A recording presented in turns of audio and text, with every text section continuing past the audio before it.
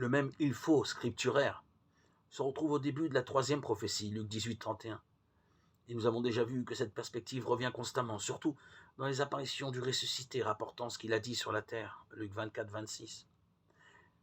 À vrai dire, le il faut de Jésus n'a rien d'une nécessité qui s'imposerait de l'extérieur comme une fatalité.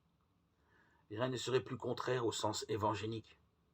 Le Christ n'a rien d'un robot. Le Fils de l'homme, déclare Jésus, s'en va selon ce qui est écrit à son sujet. Mais malheur à cet homme par qui le Fils de l'homme est trahi. Marc 14, 21. Matthieu 26, 24. Luc 22, 22.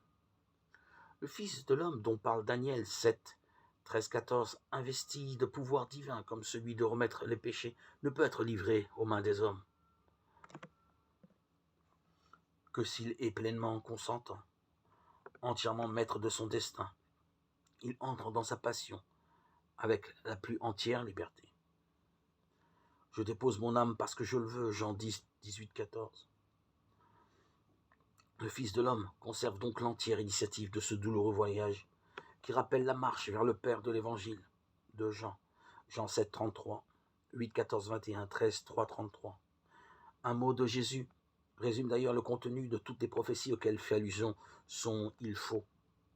Ma nourriture est de faire la volonté de celui qui m'a envoyé et d'accomplir son œuvre. Jean 4, 32.